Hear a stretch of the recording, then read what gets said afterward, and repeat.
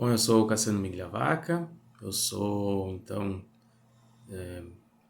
acadêmico de Ciências Sociais, né, da Universidade Federal do Rio Grande do Sul, e eu estou aqui, então, para fazer um breve relato do meu estágio de docência, então, da disciplina do estágio de docência em Ciências Sociais no ensino médio.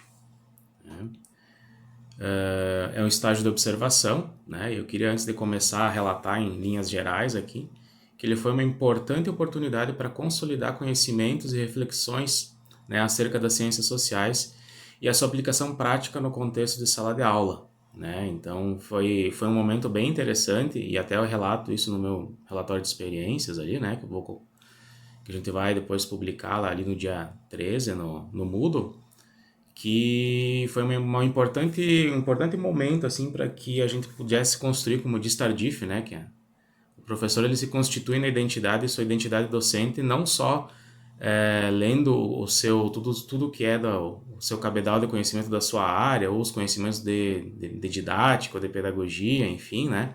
Mas também se constitui lá dentro do corpo da escola, junto com os seus colegas, junto com os alunos ali que se constrói a identidade do fazer docente, do professor docente, da praxis, como diria Freire.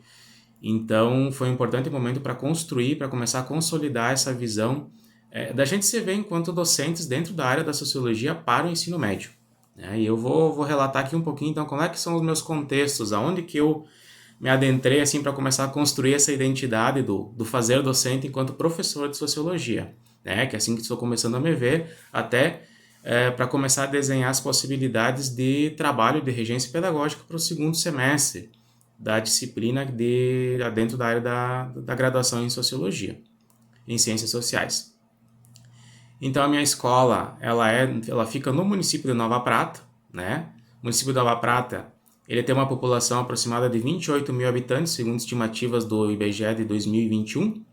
E desses 28 mil, 5 mil são estudantes da educação básica, segundo dados do Censo Escolar do INEP do mesmo ano.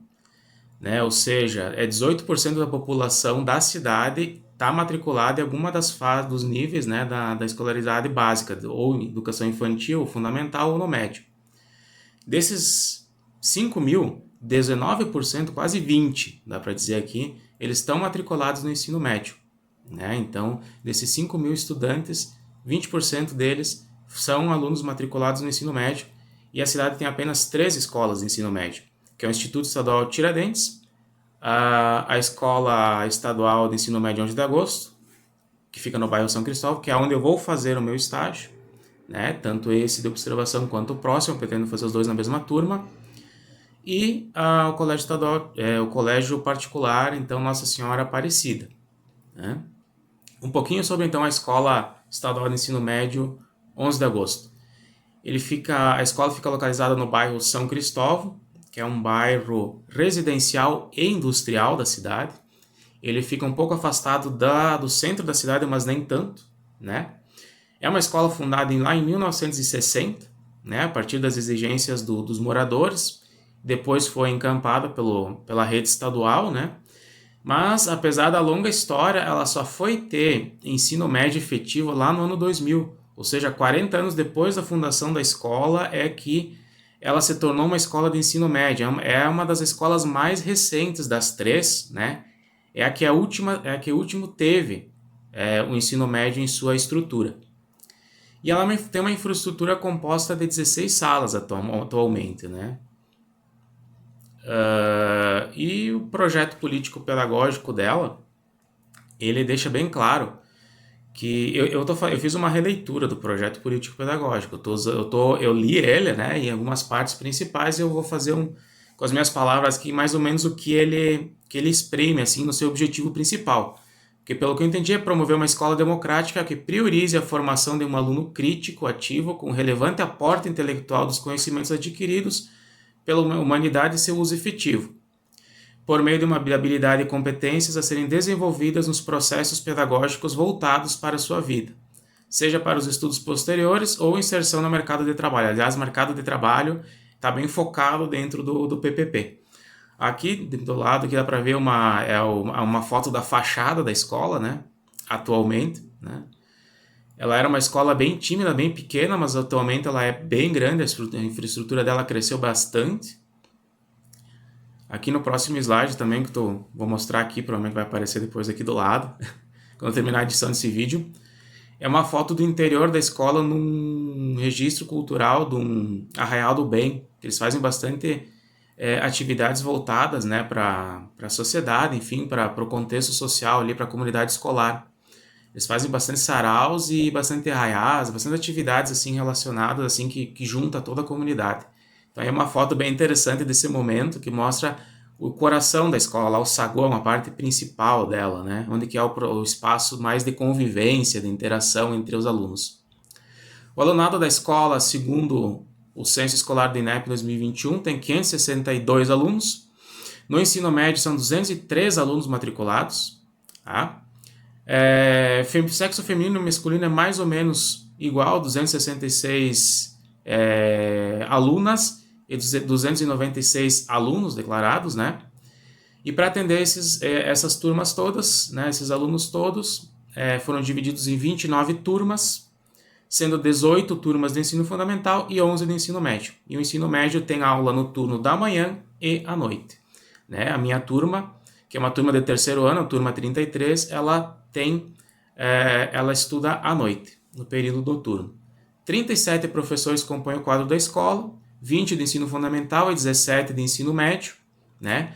Além de 4 pessoas na equipe diretiva, 4 merendeiras, 3 funcionários, 2 secretárias de escola, 2 monitores, 2 bibliotecários. É uma escola, segundo os dados do INSE, né, do MEC, de nível 6, ou seja, ela tem um indicador de nível socioeconômico bem elevado, né, para vocês terem uma ideia, o INSE marca desde o 1 até o 7, né, do nível mais baixo até o elevado, e ela é de nível 6.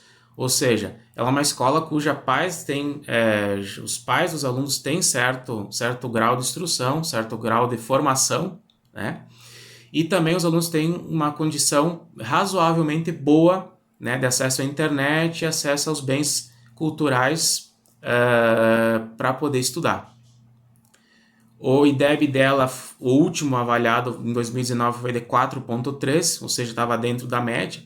E um dado bem interessante do MEC de 2019 é que cerca de 50% dos estudantes participaram, melhor dizendo, do Enem de 2019. Grande parte deles vão para a universidade. E uma outra grande parte, a grande maioria é absorvida pelo mercado de trabalho, muitas vezes da própria cidade. Aliás, muitos alunos que são dessa turma ali, elas já trabalham, inclusive por isso que eles estudam à noite. Falando da turma, é uma turma de terceiro ano de ensino médio, turma 33. As aulas de sociologia, elas acontecem no terceiro período da sexta-feira, são 40 minutos. A turma tem 23 alunos, são todos moradores do bairro, quase todos eles, a grande maioria, trabalham durante o dia. Todos eles estão dentro da faixa etária dos 17 anos, com alguns casos, 5 ou 6 que têm mais, que têm 18 anos de idade.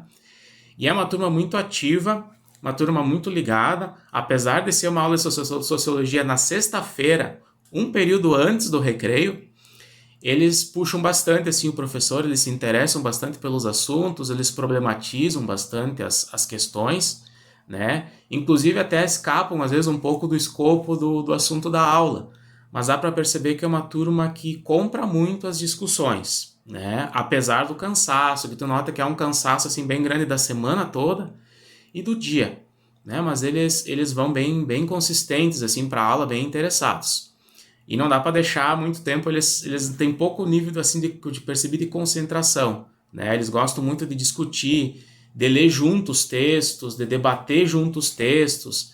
É mais a identidade da turma, assim. E o professor, né? O meu professor, ele é um professor efetivo do quadro de servidores públicos do Estado. Ele ministra aula somente para o ensino médio, nas disciplinas de Sociologia e Filosofia. Ele dá aula para essas duas disciplinas para o ensino médio. Inclusive, depois, na sequência, já depois do recreio, ele dá aula de Filosofia, na mesma turma, né? Ele tem 60 anos de idade, atua na escola por cerca de 20 anos, já tem longa experiência dentro da área, mas não é graduado em Ciências Sociais. Ele é graduado em Filosofia, mas ele tem uma especialização na área de Sociologia, né? Mas ele ministra essas disciplinas de História, Filosofia e Sociologia por muito tempo na escola e em outras escolas do município. A metodologia dele contempla muito conteúdos assim da antropologia, das ciências políticas, da sociologia. Ele usa muito a aula expositiva, né? Ele traz bastante o debate, a leitura dos textos coletivos, mas ele provoca muitos alunos ao debate e ele faz alguns movimentos de pesquisa, que ao longo assim, das minhas observações eu não vi muito. Mas eu percebo que ele linka bastante os conteúdos, né, que ele traz para os alunos muito com a realidade deles. E ele usa bastante um livro didático para servir como parâmetro para trabalhar com os alunos, mas ele faz uma seleção prévia, organizada dos textos desse livro didático. Então não é uma coisa assim, pega o livro e segue.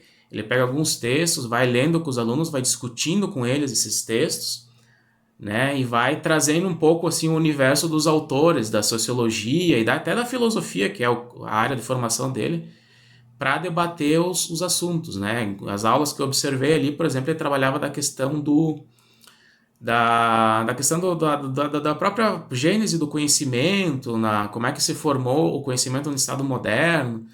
Então ele foi discutindo bastante com os alunos o que era verdade, o que era ciência, o que era religião, como é que essas pautas se discutiam na vida deles, enfim, como é que isso se constituía na sociedade, né? Ele trouxe bastante assuntos do cotidiano, do dia a dia, no que se misturam política e religião, por exemplo. Então, são umas aulas bem ricas, assim, né? Mas o foco dele é bastante na aula expositiva e no debate.